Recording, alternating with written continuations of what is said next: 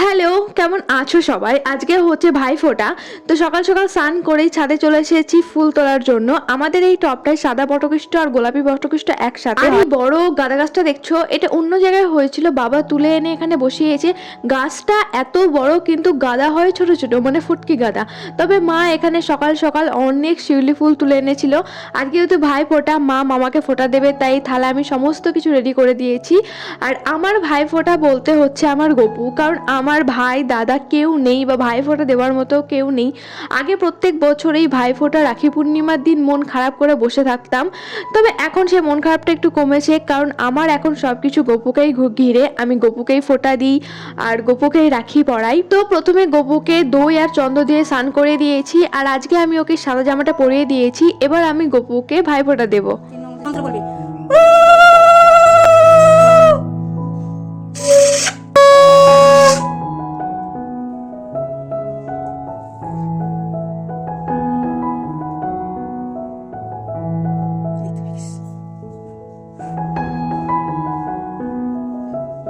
গপুকে আমার ফোঁটা দেওয়া হয়ে গেছে। আর এই যে মালাটা দেখছো, এটা আমি ধানতেরাসে গপুকে কিনে দিয়েছিলাম। তবে গত বছর মানে 2023 সালে আমি দিদিকে ফোঁটা দিয়েছিলাম আর দিদি আমাকে ফোঁটা দিয়েছিল, কারণ দিদিরও আমার মতো দাদা ভাই কেউ নেই ফোঁটা দেওয়ার মতো। তাই আমি ওকে বলেছিলাম যে আমাদের কেউ নেই তো কি হয়েছে, তুই আমাকে ফোঁটা দিবি, আমি তোকে ফোঁটা দেবো। জমের দোয়ারে কাটা কি শুধু ভাই আর দাদাদেরই পড়বে? না, একদমই না, বোন আর দিদিদেরও পড়া দরকার। তাই আমি ওকে বলেছিলাম ফোঁটা দেওয়ার জন্য, তো আমার কথা রাখতেই ও আমার কথাতে রাজি হয়ে যায়। আর এখানে দেখেছো, বয়সে বড় হওয়ার দরুন আমাকে যে কতবার প্রণাম করে নিয়েছিল।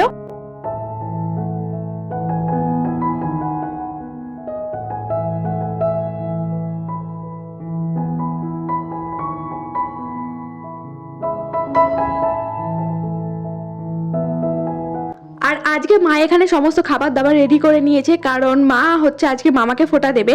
আমার মা প্রত্যেক বছরই মামাকে ফোঁটা দিতে যাই, তবে এবার আসতে বলেছিল, তাই মামা এসেছিল।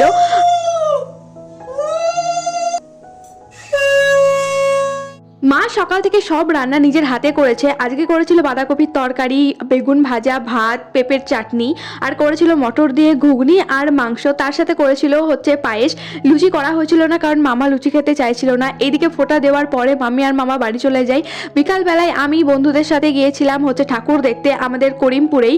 আর হচ্ছে করিমপুরে এটা পুরাতন বাস স্ট্যান্ডের ঠাকুর। এখানে ভীষণ সুন্দর একটা প্যান্ডেল করেছিল, এখানে কুলো দিয়ে থিমটা করেছিল, আর এখানে মায়ের প্রতিমাটা ভীষণ সুন্দর করেছে। আর এটা হচ্ছে নতুন বাস স্ট্যান্ডের ঠাকুর। আর এই ঠাকুরটা না আমি তাহেরপুরে অবিকল দেখেছি, মানে একই প্যান্ডেল ওখান থেকে নিয়ে এসে হয়তো এখানে করেছে। তবে অবশ্যই প্যান্ডেলগুলো ভীষণ খাটনি করে করেছে, অবশ্যই ভীষণ সুন্দরও হয়েছে প্যান্ডেলগুলো। তো প্রথমে পুরাতন বাস স্ট্যান্ডে ঠাকুর দেখলাম, তারপরে আমরা হচ্ছে নতুন বাস স্ট্যান্ডে এসেছিলাম। আসার পথে দেখছি এখানে হচ্ছে সিংহ রয়েছে, তো সিংহের সাথে আমি ছবি তুলেছি। আর এইবার কালী পুজোতে সব থেকে সুন্দর থিম করেছিল আমাদের করিমপুর ক্লাবে। এইখানকার থিমটা ছিল হচ্ছে সেলুলার জেল, আন্দামান আর নিকোবরের যে জেলটা রয়েছে সেটাই। ওখানে বন্দি দশায় তারা কিভাবে থাকতো, তাদের ওপরে কিভাবে অত্যাচার করতো ইংরেজরা, তারা কতটা কষ্টে দিন কাটাতো, সমস্ত কিছু এখানে সুন্দরভাবে ফুটিয়ে তোলা হয়েছে। আমি মা বাবার সাথেও এটা একদিন দেখতে গিয়েছিলাম, আর আজকে বন্ধু বান্ধবের সাথেও দেখতে গিয়েছিলাম।